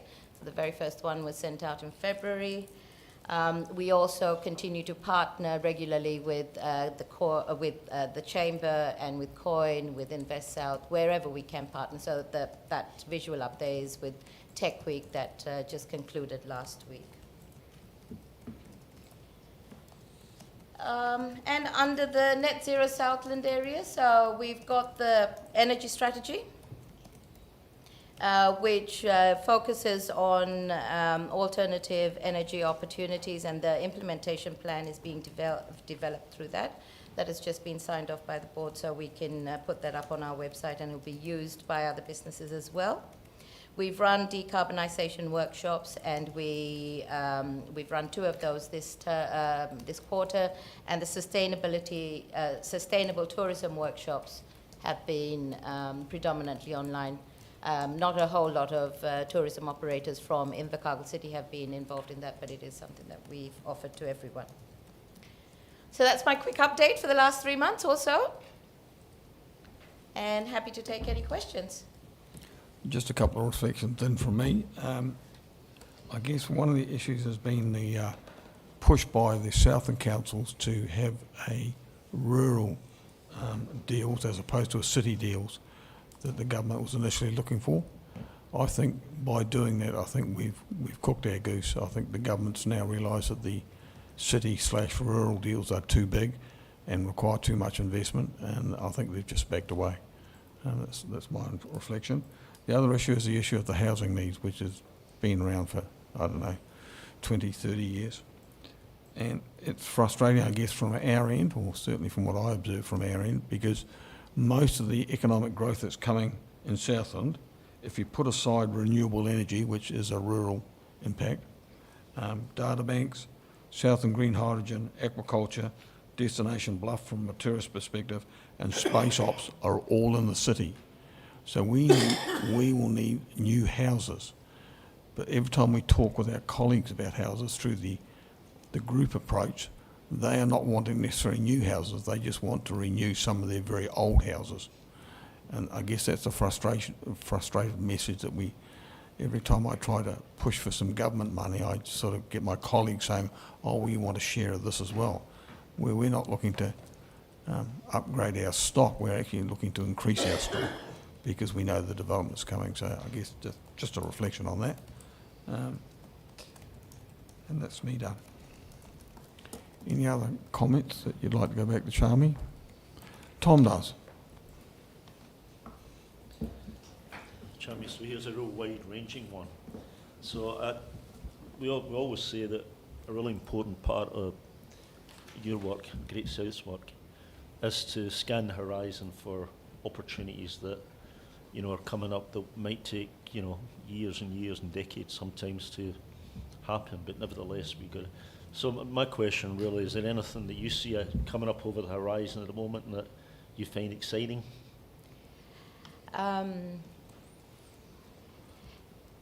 The opportunities for aquaculture seem to be very real now, Tom. And the opportunities for space ops is also very real now.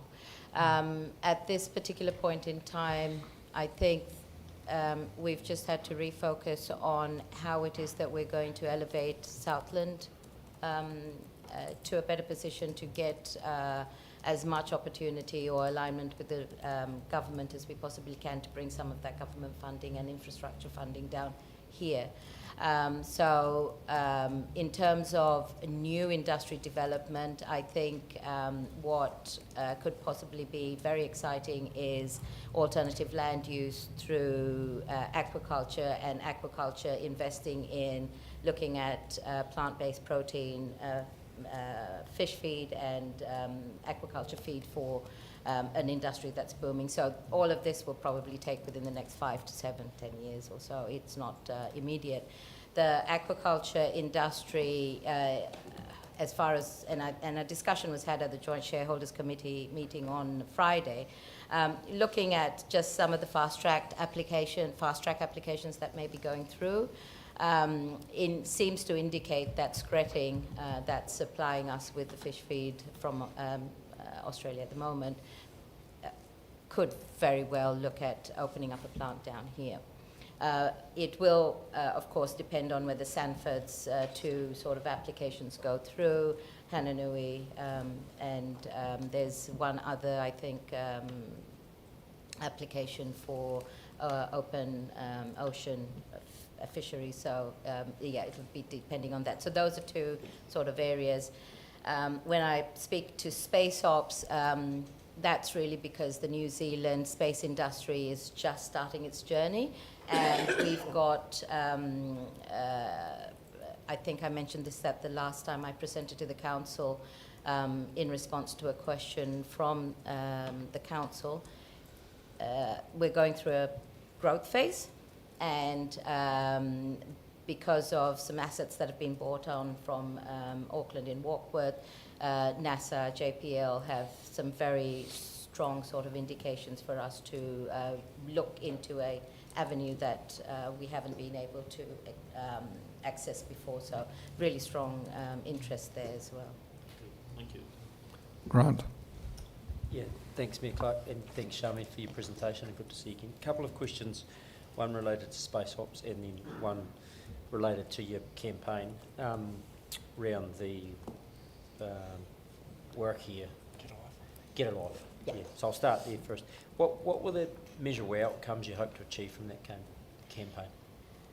Measurable outcomes would be the number of businesses that actually adopt this, the same narrative that we use, the number of people that we get. Of course, Grant, we have to make sure that we balance that in line with our housing sort of stocks, because the more people that we get in, the more pressure it creates for what we have here.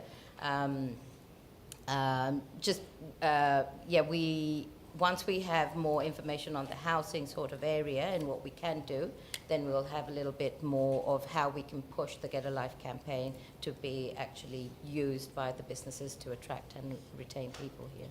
So when would we see a report back around how effective that campaign's been? We can start, reporting on it from next year onwards. Thank you. And secondly, in space ops, for me, and I may be wrong, that seems like an opportunity in effect to grow a company.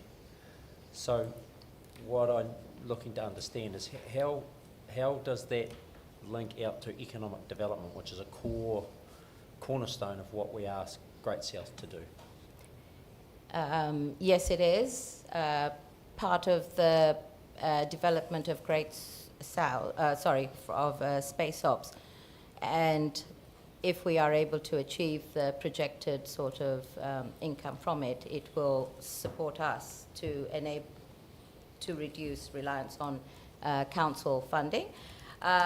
In terms of economic development, so job creation, we've got Aurora site. We'll be developing, hopefully, one of the growth areas is to develop a new facility to house the different agencies. As it is now, when space operations started, we were the only business in the space industry. Because of Space Ops, we've got Globalstat and Lockheed Martin here as well now. So you're growing opportunities for people to have additional jobs, very high-skilled jobs, engineers, and of course during the construction phase there'll be a lot of construction jobs that will come through. And well, the rest of it I don't really know because I'm not sure how far what else we can do through the space operations business, but really predominantly having dividends back to us enables you to support different sort of areas if you're not putting that money solely to Great South. Great South has the ability to look at those additional avenues as well for economic growth, and through the business growth, bringing in new industry into our area, growing space industry within Invercargill, and bringing in skilled people to undertake those jobs. Okay, so I've a secondary question. So, Sure. so it sounds to me like there's a business case there. So when would we see the business case, and particularly the investment case, and particularly the returns that we're likely to see from that operation? That's being compiled at the moment. We're almost ready to go. There's a few tweaks left. I think it'll go back through to the to the Space Ops Board for approval in, I think the next board meeting is in July, so shortly thereafter. And that business case will show where the capital's coming from to grow Space Ops? No, we have to go use that to look for debt funding. So we'll be using that as as an opportunity to find our funder. Funders. But we outline what capital is required. And yes, where it will, definitely. What capital is required, where it is required, what sort of business avenue it will be associated to, whether it's for leasing antennas, whether it's for deep space, or whether it's for low Earth observation. So that's the kind of detail that we're going into. And sorry, when did you say we'd see it? It will go back to the Space Ops Board in July because there are some changes that there is needed. So shortly after that, Grant. Okay, thank you. Yep. And just as a follow-up, Grant, I did approach the joint shareholders recently about exit strategy, which I was asked to do. I got no support for that exit at this stage. Our colleague councils felt we should, for want of better words, hang in there and get the benefits of the growth and then look to the dividends, which either can come back to us as dividends or they can fund Great South going forward so that we don't have to put so much money in. Yep. Any other questions? Oh, sorry. Evelyn? Oh, yeah, kia ora. Always good to see you, Charmy. Couple of things. I did see the Get a Life campaign. Get a Life? While I was away one time, quite taken with it, except that I didn't see the one that had the ute or off-road vehicle driving through the salt water on a beach. Can I sort of say to you that that is perhaps something that you should not have been promoting, because it's not something that we do promote, people doing that on our beach.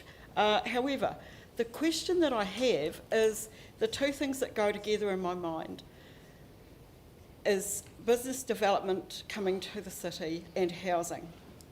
Because in actual fact, it's one thing to develop all these business opportunities, encourage people to come here when we do not have the housing stock. So how honest are your conversations with potential developers about their obligation to actually build houses as opposed to put pressure on our existing housing stock when they're wanting to come and make opportunities out of what we provide? What is their obligation to pay back in producing housing as well as jobs? Because you can't have really good jobs if you don't have decent housing. Absolutely, and thank you for that. Sorry, Mayor. Maybe I'll help answer that because I've been involved. Sure. So if we look at the potential for green hydrogen as an example, we were very careful to say to the green hydrogen, the Woodside people that are doing the development of this area, that we can't afford to have 2,000 workers engaged in the construction, even if half of them are locals. If, in fact, the large companies come in, as Evelyn suggests, get the benefit of the development but don't invest in the infrastructure. So Woodside have said to me that they will probably not go into the marketplace for accommodation. They would, because they know the impact that we'll end up with some social fallout from that. They're interested in having a workers' camp, 200 or 300 houses and movable houses, and at the end I suggested to them that they gift those houses to the city, and they weren't opposed to that. So I thought that was actually quite a positive thing. So some are prepared to invest. Thank you, Mayor. Yes, and response to your question, it is a conversation that's being had, and it was a conversation and a question or a concern that was addressed at the launch as well. We know far greater than, I'm not trying to say that I know more than the councils do, but we're working in association with the councils, with the council staffs, to understand the needs and the constraints, and the way around it is what we're planning to do with the housing forum. Being able to support businesses indicates also to and indicate to them that they need to invest in their housing if they're going to bring X number of people through, and then how those houses can be repurposed is a conversation in the wider scheme. We also need, I think, and this has been talked about quite a bit, is about our spatial plan and a regional spatial plan that will be needed to identify where we can put those houses and support the councils to bring investment in private developers.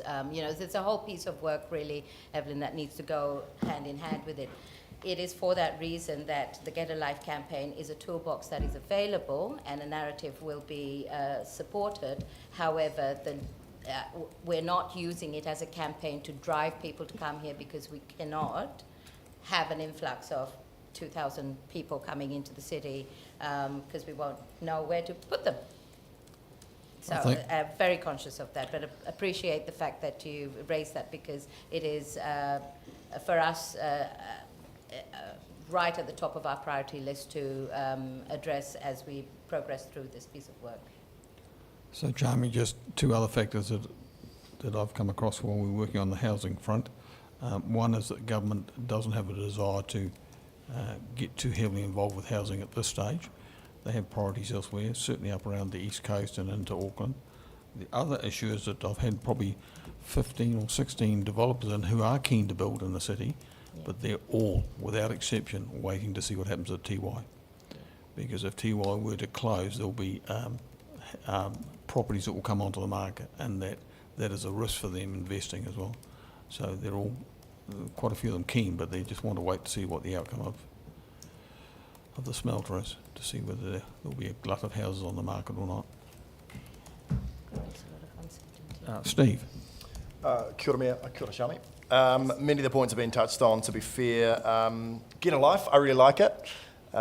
Great job from the Naked Creative team, the designers behind the creative. So I think it's got real potential.